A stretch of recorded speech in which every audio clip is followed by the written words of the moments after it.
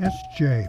Welcome to Mvskoke Radio, your weekly source for tribal and community news, interesting guests and discussions, plus a local events calendar.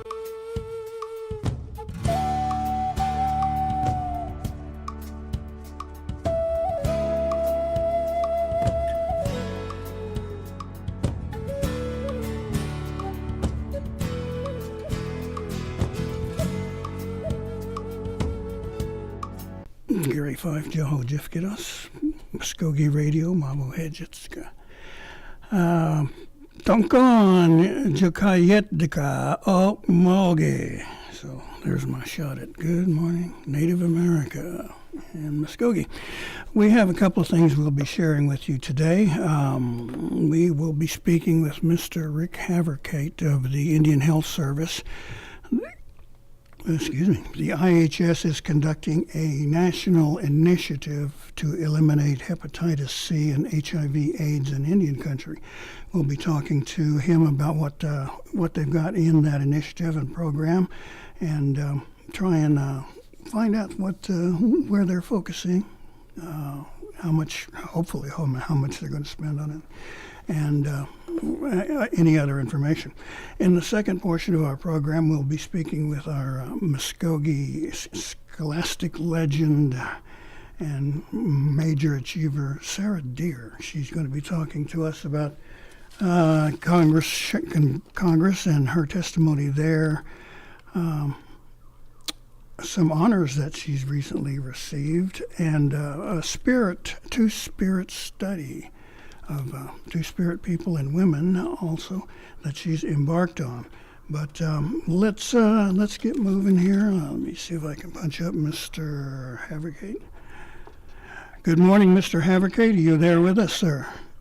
Yes, I'm here. Okay, well, first of all, thank you very much for taking time out of your schedule to chat with us here on Mvskoke Radio.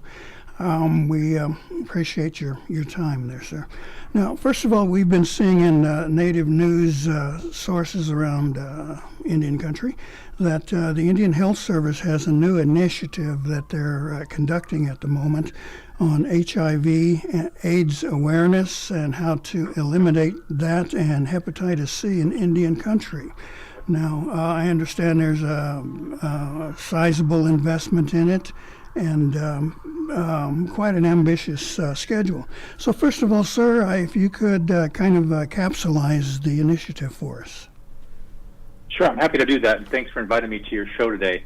I do want to start off by saying that this isn't necessarily an Indian Health Service initiative, but it was one that the President announced in his State of the Union address back in January, and it covers not only the Indian Health Service, but other health and human services agencies like the Centers for Disease Control, National Institutes of Health, HRSA, and then SAMHSA.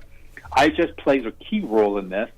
But basically, what the proposal says, it's going to fund at about the tune of $290 million overall to reduce the number of HIV cases in the U.S. by 75% in 5 years and by 90% over 10 years. And IHS is poised to get about $25 million of that pot of money. Now, this is a proposed budget, of course, so we don't have the funds yet, but we're gearing up to prepare for that. And what we'll be doing is continuing some of the work we've done with IHS agencies, tribes, and urban facilities to bring an awareness of HIV to the public's attention. And then there's four major pillars of the program. So we want to diagnose those who are infected with HIV. We want to treat those people rapidly and effectively so we can achieve what's called sustained viral suppression, or the virtual disappearance of the virus, detectable virus in their body.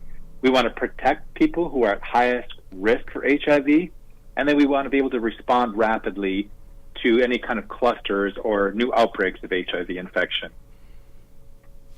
The plan sounds kind of ambitious, so we wish you the most success on doing it. That's now maybe to kind of get a handle on it. Do you have any numbers of Native Americans that are in these situations? We know that overall the rates of newly infected American Indians and Alaska Natives seem to have sort of tapered off for a while. However, in the last 7 or 8 years, we've seen a dramatic incline. Overall, we've seen about a 34% increase in the numbers of American Indians, Alaska Natives diagnosed with HIV. That's from the years 2012 to 2016. That's about the latest data we can get.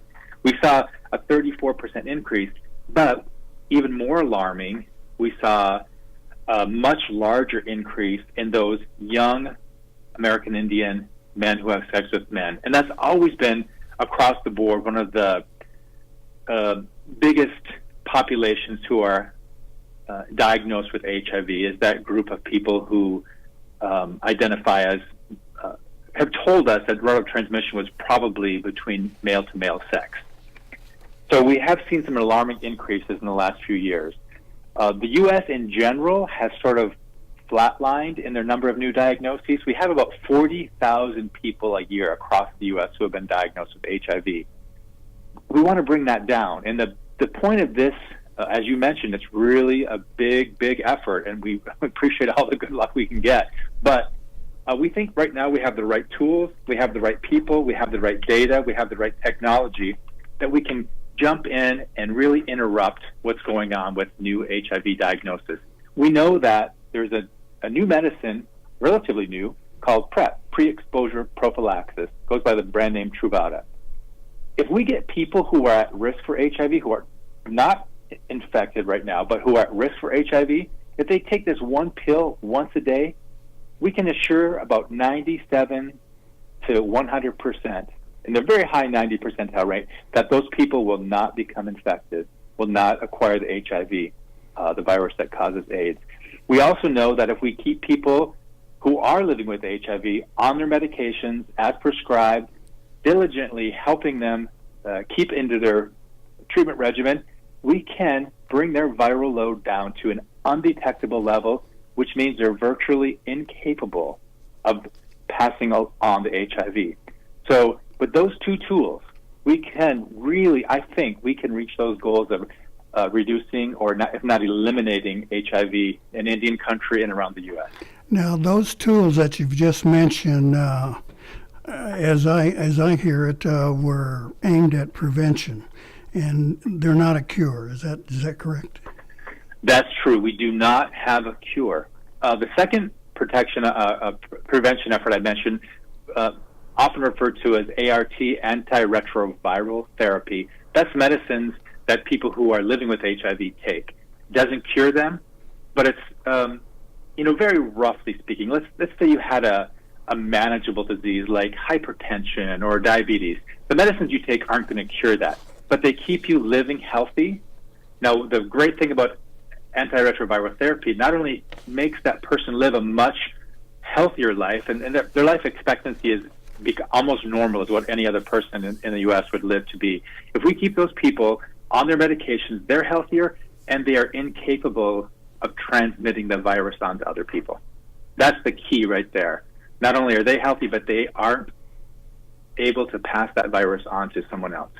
It takes away their shame, their stigma. It really helps us in eliminating the spread of HIV. But the good news is it helps people live healthier lives and keeps them from feeling like they could possibly pass that virus on to others. And now let me ask you about your plan of action there. How is this going to happen? Is this like you're talking perhaps about an education program, or is it going to get into a one-on-one patient sort of thing, counseling? How is this going to take place? Well, it definitely has to be a one-on-one with our patients, because we've been doing some very successful programs around education for both community, for tribal leaders, for tribal members. Those are moving along and been going very well. But what this effort seeks to do is get in there and reach those people who desperately need effective medical intervention, like that antiretroviral therapy I spoke about. So this will help us train providers to be able to identify people who need these kinds of medicines, help us train other folks who, for example, might work with tribal health care systems and public health, maybe be patient navigators.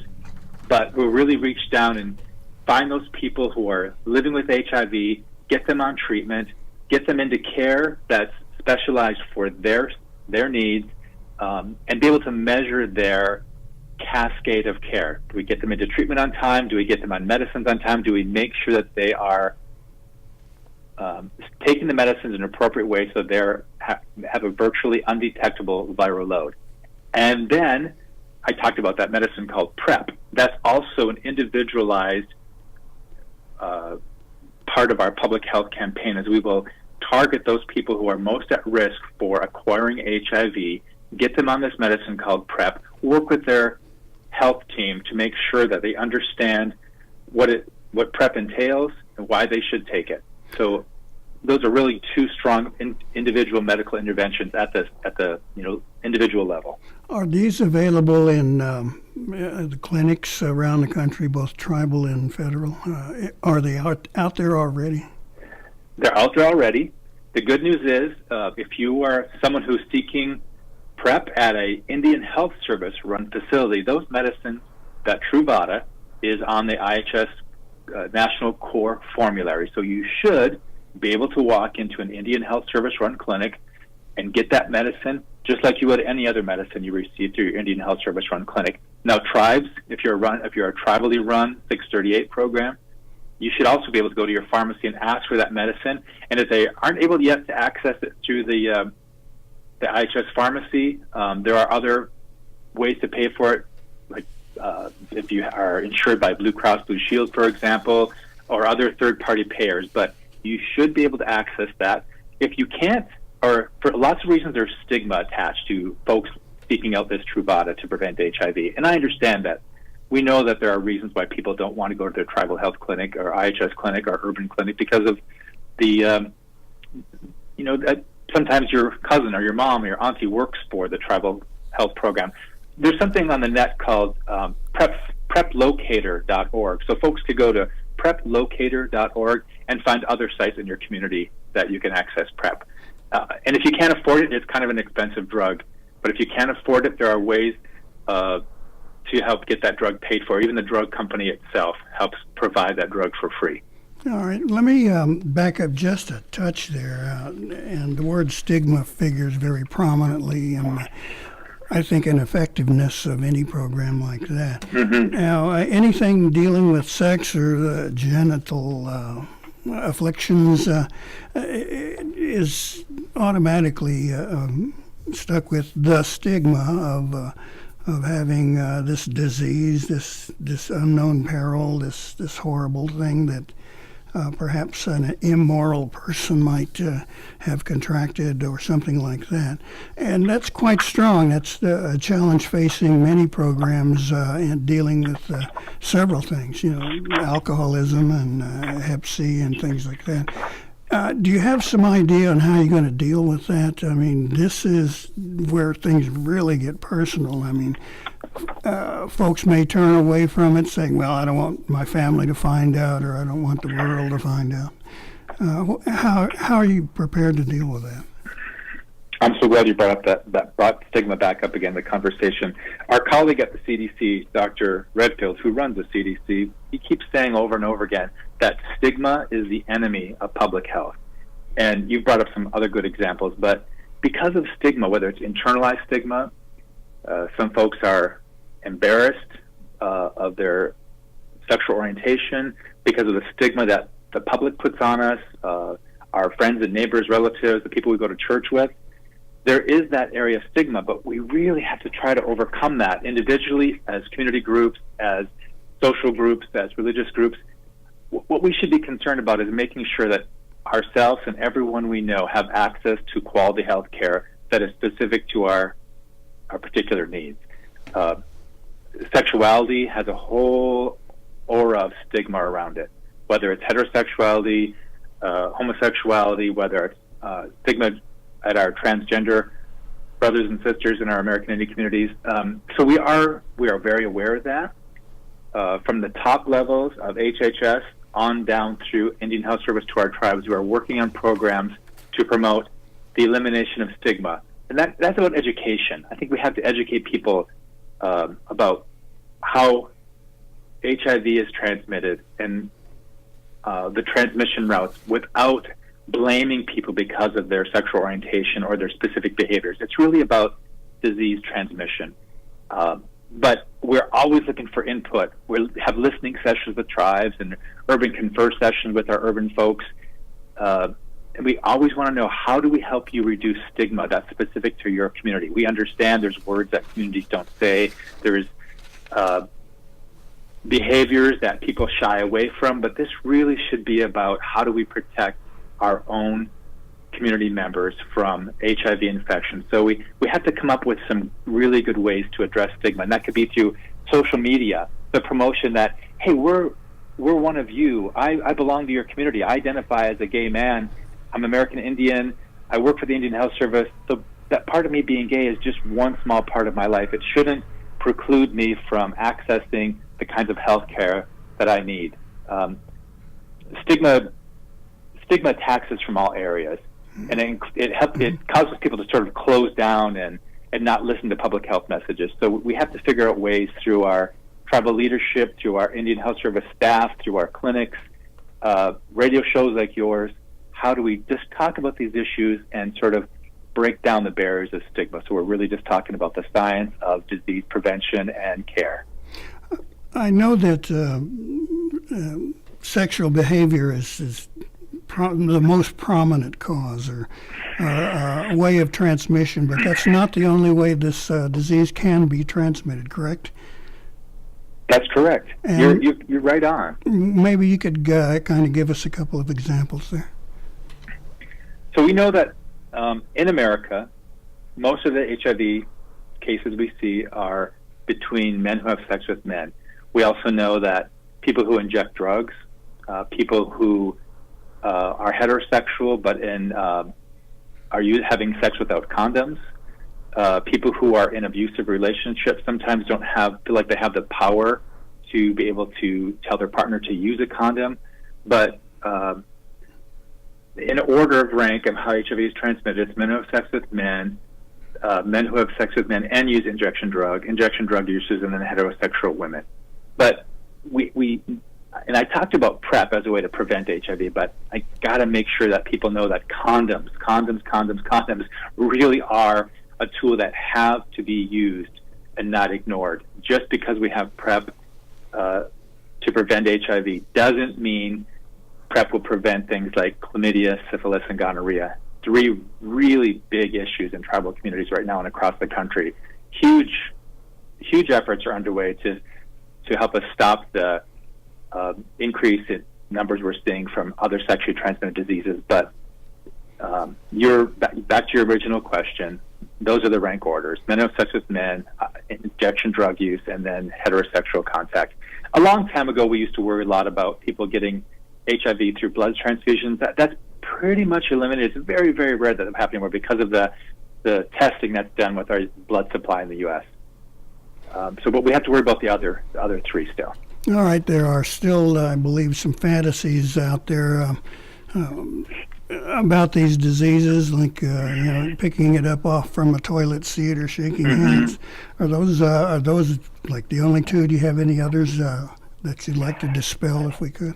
I probably shouldn't mention it because people might latch onto it and think, "Uh-oh, he talked about that one again." But I think we really need to put those to bed forever. The idea that casual contact in any way, shape, or form can transmit HIV.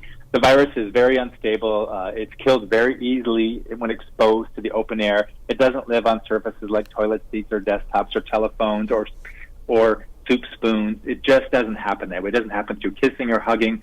There are no proven cases of HIV transmission through casual contact. Even people in close, intimate, partnered relationships, a husband and wife, partners living in a marriage, and when one is, we call it discordant, that's the name, discordant couples, where one is positive and one is not living with HIV, those couples live in very close, intimate relationships and do not pass the virus on to each other. So you really have to be having unprotected sex, using injection drugs, and those are the ways that HIV is mostly transmitted. So the others are just folklore, and we don't have to worry about them. Okay, and Don't worry about listening to it on the radio show here. And not to make too much light of it, but thought we might want to deal with it just a touch of fun there. Now, I understand March the 20th was National Native HIV/AIDS Awareness Day. Now, what kind of activities did you all conduct nationwide to raise this awareness? Yeah, that's a good question. We really try to raise the awareness on that special day. And that day, March 20th, was picked a long time ago with some community-based groups out of mostly the Southwest. But March 20th is the first day of spring, a sign of awakening.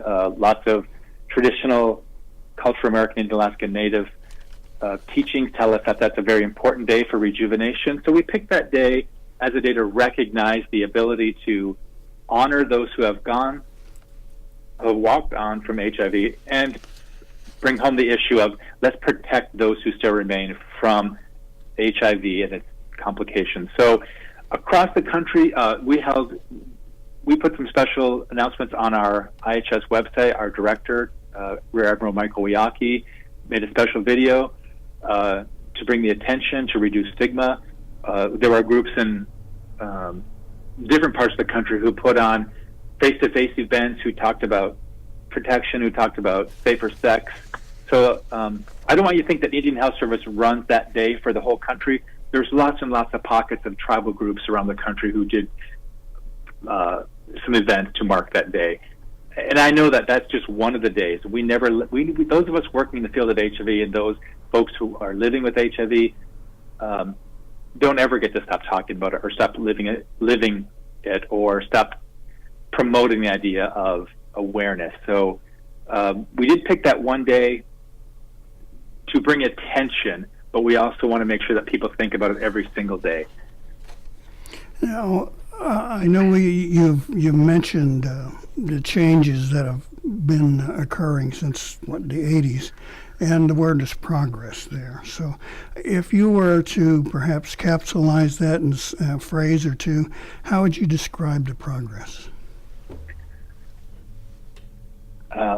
Life-changing. I think the biggest thing is that we have the tools that allow people living with HIV to live long, productive, normal lives. They don't live carefree. They don't live without any kind of side effects from their medications, but they have a new lease on life.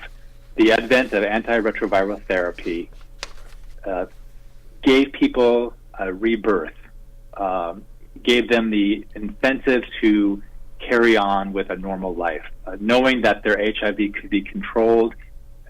And then the idea that we found out that it makes them incapable of transmitting the virus. So I think the biggest thing in progress would be like giving people hope and a new lease on life.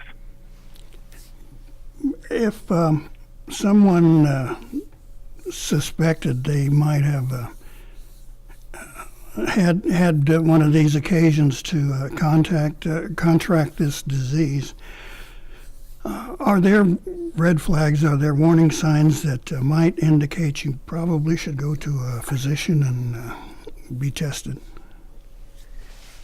There certainly are some early warning signs of HIV infection. Lots of times within about 7 to 14 days of an exposure to HIV, a person may come down with flu-like symptoms. I don't want to alarm people just because you have flu-like symptoms, especially this time of the year, that you're HIV. I mean, you must have, in order to have an infection with HIV, I mean, you had to have had unprotected sex, used needles that were contaminated with HIV. Those are the two big things.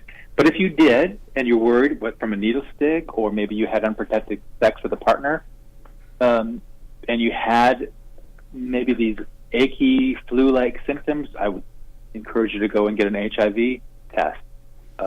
Knowing that HIV is actually fairly difficult to contract. It's not an easy virus to get. It does happen, and it's very serious, but people can go have a simple HIV screen or HIV test at their local clinic. If they do test positive, we can get them on medicines that same day usually, and avoid any of the long-term effects from living with HIV. Mr. Haverkate, if someone wanted more information about your initiative here or even taking care of their personal health, what steps should they take and how would they get a hold of more information? I think one of the best things to do is go to hiv.gov for a lot of broad information. In the Indian Health Service website, our ihs.gov, and you can search HIV. Would be a great place to start. They can find local resources. There's lots of links to all kinds of resources, in local and national. There's hotlines to call. There's information on how to protect yourself from HIV, how people get into treatment, how they access things like PrEP. So I would start there. If people don't have access to the internet, I would suggest just going to your local clinic and trying to make an appointment or talk to a health educator or a public health nurse about HIV.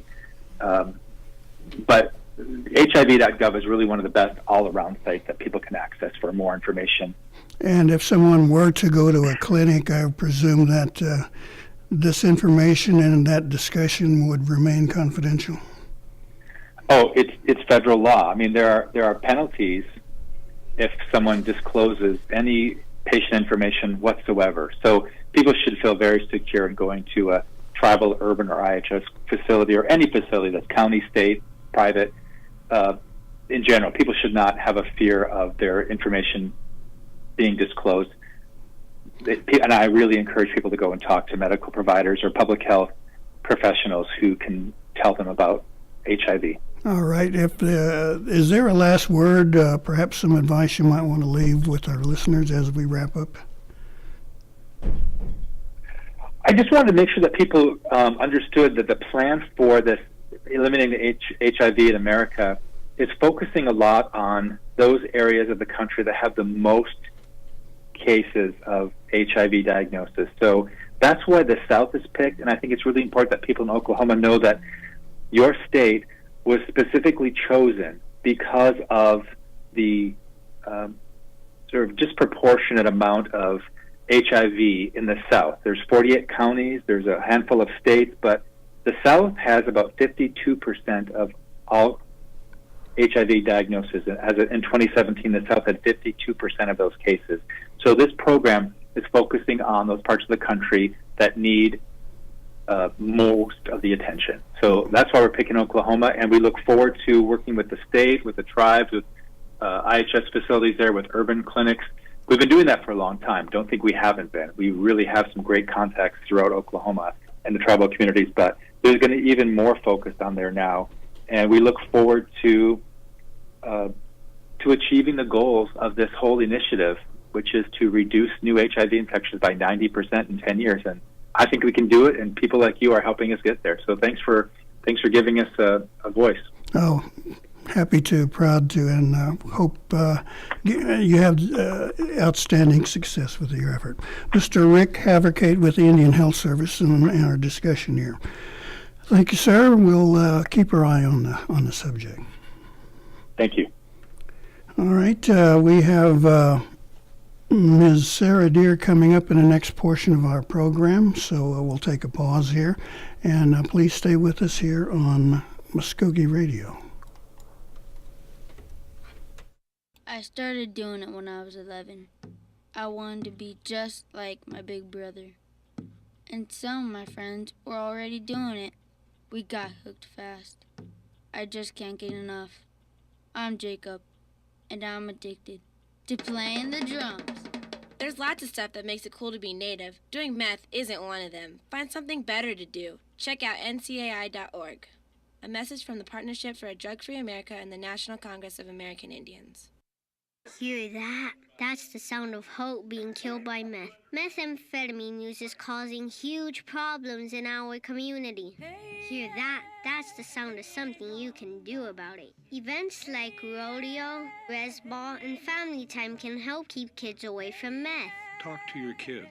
Keep our culture alive. A message from the Partnership for a Drug-Free America and the National Congress of American Indians. Learn more at ncai.org.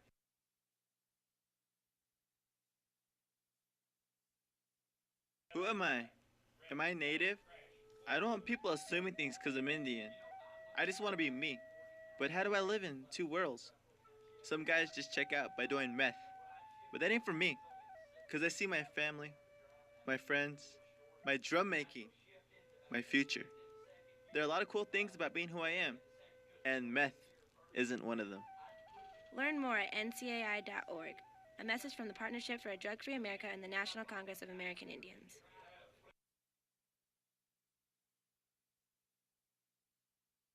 Who am I? Am I Indian? Just 'cause I'm a girl from the res, don't make things up about me. What if I move away? Then who am I? Some kids try meth just to escape, but then I think about my grandma, my little brother, my beadwork, my poetry, and I think, I like who I am, and I know meth is not for me.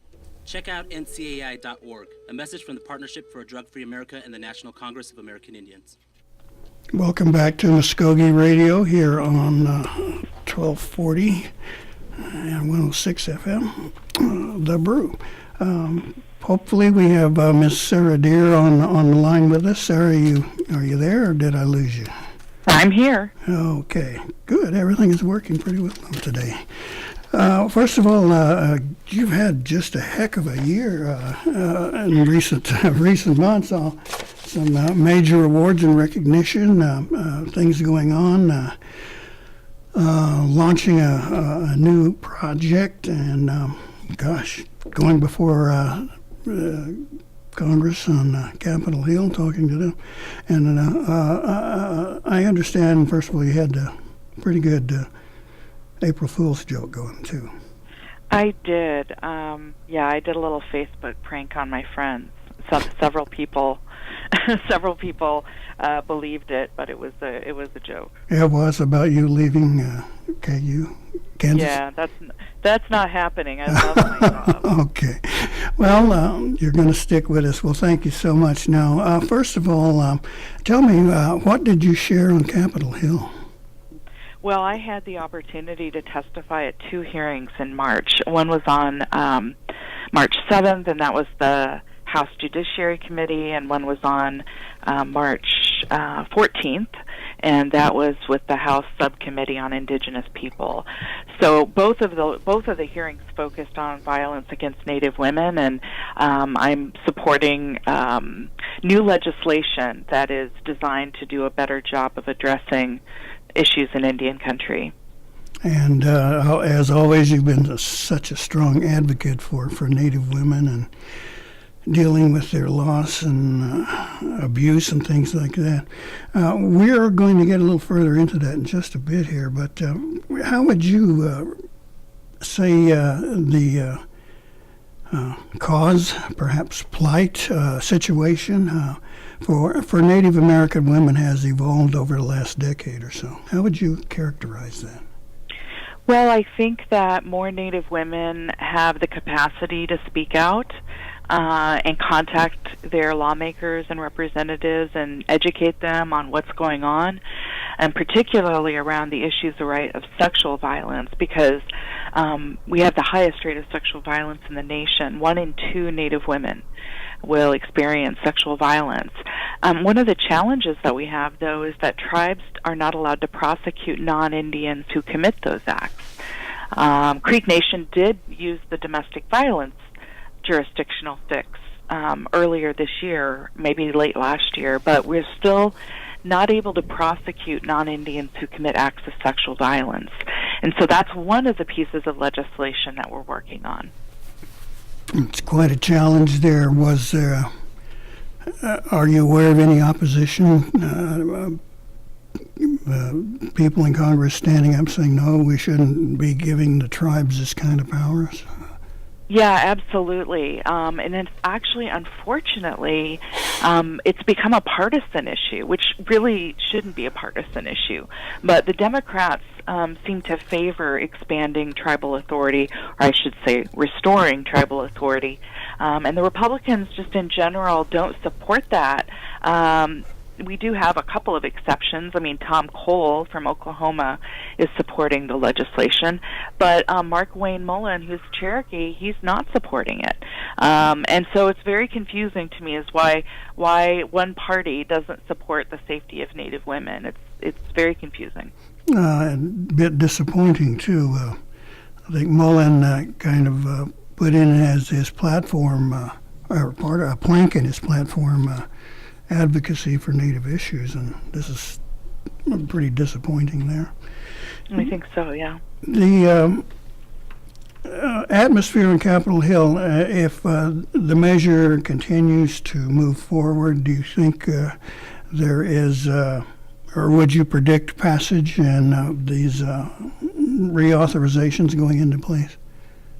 Well, there's actually, the House is going to vote tomorrow on the Violence Against Women Act, and that's the legislation that has a couple of important changes for tribal governments. I think it's going to pass tomorrow, primarily because the Democrats control the House and have a majority, and they're all voting for it. And then on the Republican side, it tends to be no votes, with the exception of like Tom Cole. But I anticipate that tomorrow the vote will pass. The challenge then is that then the Senate has to pass the act. And in the Senate, the Republicans are in the majority. And if we continue on this party line, then we're going to have a big struggle in the Senate with passing the legislation that will support tribal jurisdiction.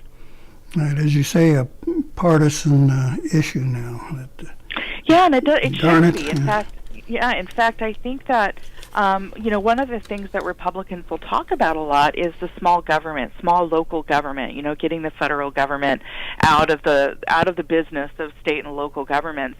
And really, this is the same kind of thing. I mean, tribes are small local governments, and so I think it's consistent with Republican philosophies around small government and keeping the federal government, at bay.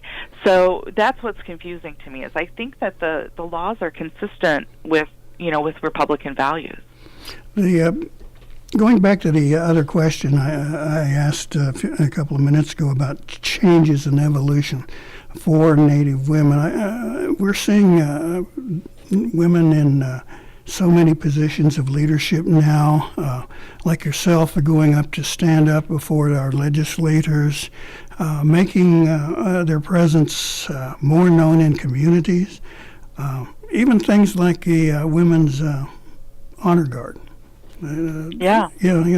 So how would you describe how things have changed rather than making them stay home and have kids and cook dinner? Well, I think a lot of women do like to stay home with their kids.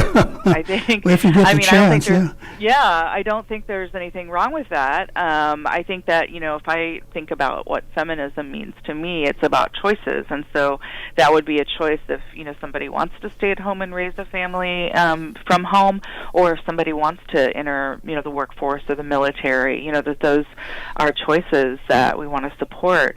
But yeah, I think that Native women have come a long way, and that frankly, I think part of it has been social media.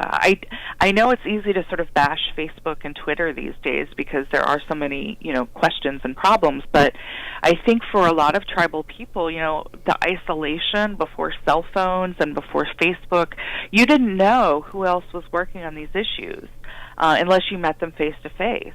And now that we have these great social media tools, I think that more and more, especially younger Native women, are able to communicate with one another and develop, strong platforms to work on together and communication about what needs to happen next. And I think that's all really the benefit of social media today. Okay, let me switch gears here now. Some of the recognition you've received in recent months, you got a National Book Award for The Beginning and End of Rape. Tell me a little bit about that. So the book came out back in 2015, and it's a book that I wrote about the crisis of sexual violence in Indian country. And it has received 3 awards, actually. One of them was from the the Native American Indigenous Studies Association First Book Award, which is for somebody who wrote their first book, and so that was a real honor for me. And of course, there was the MacArthur Award, the Genius Grant, right? The Genius Grant, yeah. That was back in 2014, and that was the biggest surprise of ever because of the cash prize that comes with it. And what I've been able to do with that cash prize is things like pay off my student loans. I'm almost 50, and I was still paying off my student loans, and then I've also been able to fund some research projects as well. We want to get to that project here in a minute or two, but also Haskell has given you some recognition also, correct? Yes, I'm here in Lawrence, Kansas, of course, at the University of Kansas, and Haskell is just, a mile or so away from us. Last week I was so honored to be invited to talk to the students about missing and murdered Indigenous women. And they were interested in knowing what they could do to make a difference. And so I really geared my presentation towards legislation and how to contact your representatives, that kind of thing. And then at the end of that presentation, they gifted me a star quilt. And that was, those are the kinds of things that kind of honor it's overwhelming. And I was really, really overcome with that gift. Oh, yeah, it sounds like it. It's always such a thrill to have people recognize you for your work. The kinds of things that we are looking at now, you've used part of the MacArthur Grant, I believe, to launch or help support your new study, a new initiative that you've launched looking at women and also the Two-Spirit members of our community. Can you tell me about that one? Sure. So I'm here. I'm a professor at KU, and one of the things that we're expected to do is, work original research to try to advance knowledge. And since I've been working on the issue of violence against Native women for 20 years, this year, one of the things that I've noticed is that, Native women rarely see justice if they're a victim of assault, and what I really wanted to learn about is how survivors think about what justice means. Justice can mean a lot of different things to a lot of different people. And so I've interviewed almost 50 Native women and Two-Spirit people, including several members of tribes in Oklahoma, and I've been asking them about that. What do you think justice should look like? If we had the perfect system that responded to you with compassion, what would that look like? And at the end of that study, I'm going to be transcribing all the interviews and then analyzing them to try to determine if there's consistent themes that survivors talk about. And so I'm really excited because I think it's going to inform a lot of the work that Indian tribes are doing to write better laws and do a better job in general of responding to these crimes. And so that's the hope down the road, is that it will contribute to that knowledge. In that knowledge and your work then conducting these interviews, what kinds of things were you getting back? What sort of feedback, perhaps, or what did you learn about these two groups? And let's start with Native women, first of all. Sure. Well, it's a little premature to be able to say definitively what I'm finding because I haven't done the full analysis yet. But I think one of the things that was really heartbreaking is, I ask during these interviews, have you ever seen justice happen for in your life? Have you seen something that you thought was justice? And very few of my interviewees say yes. Most people say no, I've never seen justice. And so that's really profound because if you've never seen it, it's hard to conceptualize it. And that's just heartbreaking to think of all of the Native people who've been victimized and haven't been able to see justice happen in their case. Would you say this was a failing of the judicial system, or did these women just not go and report the kind of things, or what did you learn? I think both things are happening. And so on the one hand, people don't trust the system, or they're too ashamed, or they feel like it'll make things worse, so they don't report. And that can be sometimes based in reality. If their mother tried to report a crime and nothing happened, that can be, seen as a reason, I don't want to trust the police either. And then even when Native women do report the crimes, sometimes the system just fails them. There's not an effective investigation, or the U.S. Attorney's Office doesn't take the case. So even when you do report, there's no guarantee that the system is going to support you. Now, I think there's exceptions to that. I do think there are a few people out there who have had a positive experience. What we want to do is take those positive experiences and try to replicate them so that other victims will have that support to come forward. In the interview we just conducted with the Indian Health Service HIV campaign, the word stigma figured prominently in what their challenge is to overcome. Now, would that word be applicable here in that situation? First of all, them being branded, or even perhaps a family tie. Let me just say it simple. And that was my cousin or uncle or grandpa or blah blah blah. Did you hear that kind of thing? Yes. Well, Native people are victimized by Native people and non-Native people. And I do think there is the stigma, especially, if you don't want to come forward because it's going to, end up disrupting a family, or, it's going to cause problems. I think, and then if you do come forward, then people will look to blame you. Like, what did you do to cause this person to assault you? And that's why that stigma is such a barrier for people to come forward. It's embarrassment and shame that's sort of, reinforced by society in some ways, and I think that's a big barrier to coming forward, is stigma.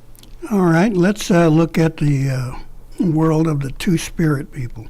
The Two-Spirit person has always been around, been a part of tribal society. In many cases, was honored as a special member of the community for having knowledge of both sexes and things like that.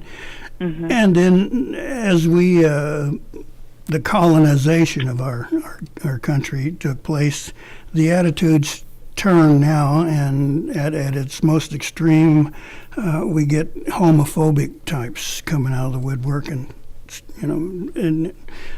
dealing their poison on those folks. So, first of all, what did you learn about the Two-Spirit segments of our societies? Well, I've had a chance to interview, I think, 15 or 20 now Two-Spirit people as part of my study. And again, it's a little premature to draw any conclusions, but I will say that many of those folks have mentioned hate crimes, have mentioned being victims of hate crimes, both by Native and non-Native perpetrators. There's also a higher rate. If we just take we start with straight women, or straight Native women, that the rates then of violence against Two-Spirit people is actually higher than that. So it's even the more marginalized you are in society, the more likely it is that you'll be a victim of a crime, and I think that's consistent with what I'm seeing in the study. Have any of those stories stuck out in your mind that someone had shared with you? Is there an example, perhaps? I'm a little hesitant to say that because, again, I don't necessarily have the final transcript done, but yeah. I will say that that hate crimes can include assaults, but they can also include homicides. And while none of the people that I interviewed obviously is not a victim of homicide, they knew people who were a victim of homicide as a result of their identity as Two-Spirit people. So we have to confront that, and I do think that, again, like with social media, there's more and more Two-Spirit people who don't feel as isolated anymore, so they feel safer coming forward because there's a community that's developed online. In that community, do you think many of them have come out, as the phrase is, or was this usually something that most families and friends knew about a particular person. Is there anything points a direction for you there? I can't speak to any tribes in Oklahoma, but I do know that, like, in the history of the Navajo Nation, I have a couple of Two-Spirit friends from the Navajo Nation, and they were raised traditionally in a hogan by their grandmother and a sheep who's a sheep herder, very close to the land. And oftentimes as children they would be recognized early on as being special or being different, and it wasn't a bad thing. It was actually a good thing. So there's stories and many creation stories that Native people have about the role of Two-Spirit people in the creation, or the role of Two-Spirit people in terms of mediating conflict between men and women, and that's considered to be a role of respect and dignity. And I think that there's an effort, sort of nationwide by Two-Spirit people to reclaim that history and say we shouldn't be marginalized, we shouldn't be ashamed, we should actually be supported by our community. But not everywhere. That's not happening everywhere. And I think I don't want to bash any particular religious views, but I think there are certain strands of Christianity that can actually work against us, where we're blaming people, we're stigmatizing people. Most Christians don't do those things, but there is that thread of sort of social conservatives that are going to be disrespectful to people who are Two-Spirit. This question's more a test of your biblical knowledge. Then we are aware of that kind of thing, perhaps in the Old Testament. A lot of codes and conduct is described and dealt with there, but not so much in the New Testament. Some people have said Jesus never had a problem with them. So is that kind of the religious thing you're dealing with there, or we're dealing with? I'm not a biblical scholar, and I'm also not a Christian, so I may be the wrong person to answer questions about the Bible. But that's my understanding, as I have my friends that are Christians have told me there's no particular message in the Bible that Jesus would have judged people who would be Two-Spirit today. But I'm not an expert in that, so I probably shouldn't say much more. No, neither am I, but I thought perhaps, oh boy, I would have loved to interview Jesus.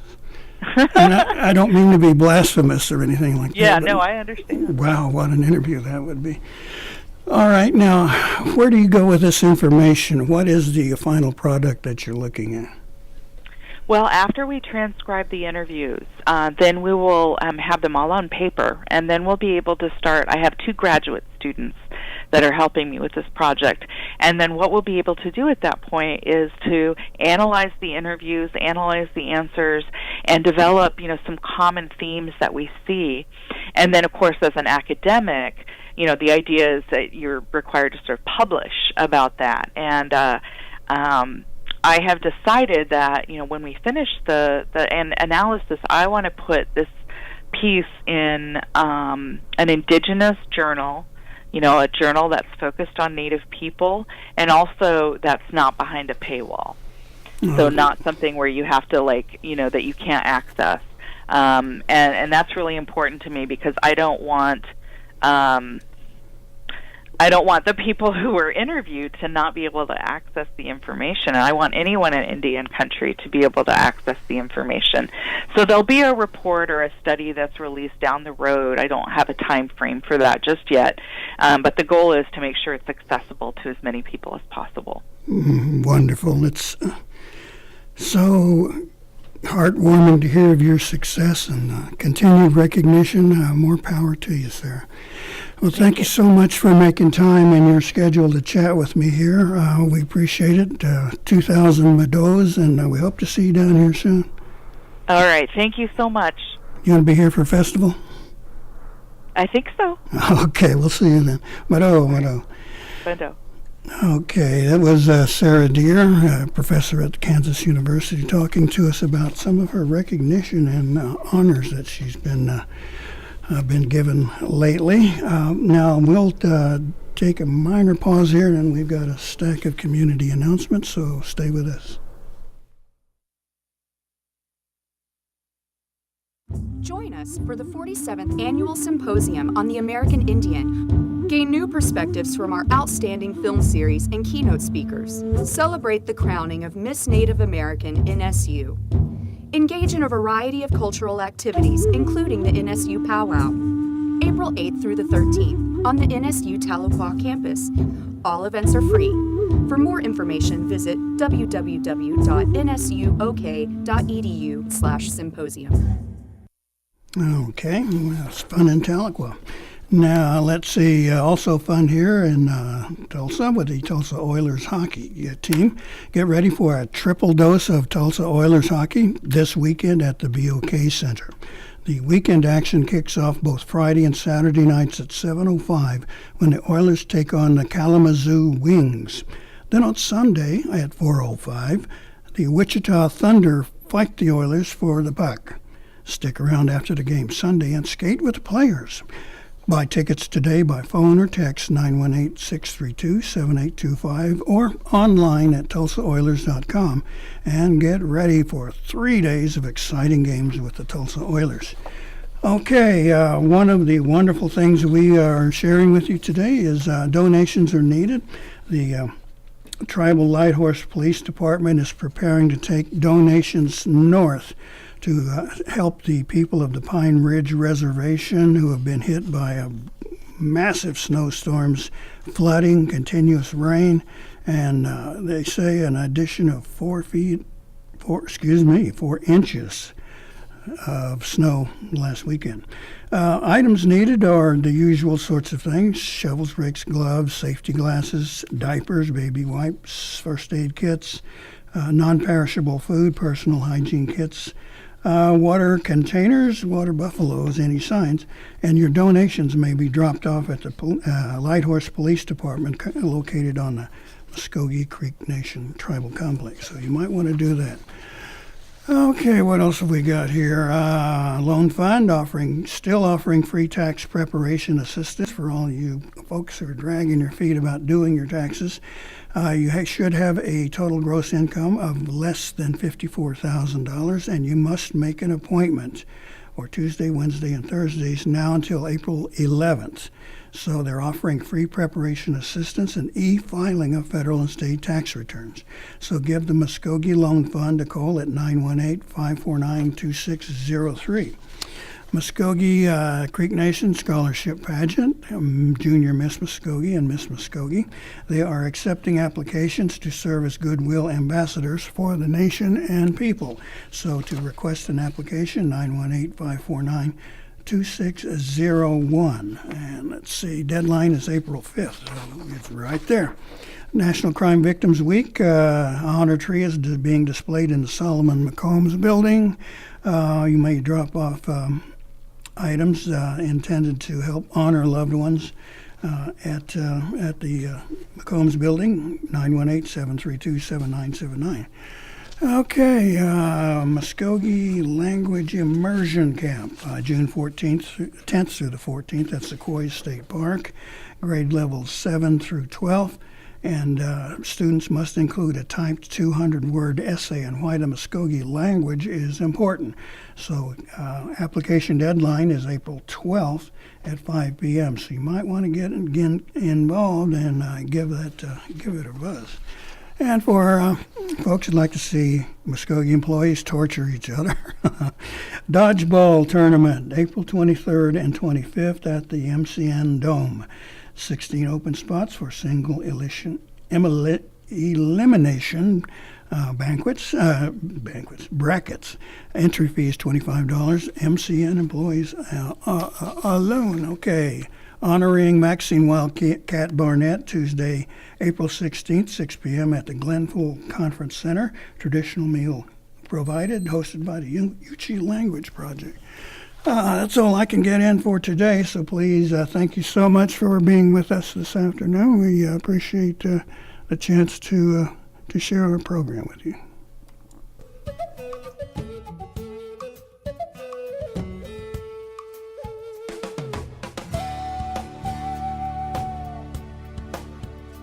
You've been listening to Mvskoke Radio.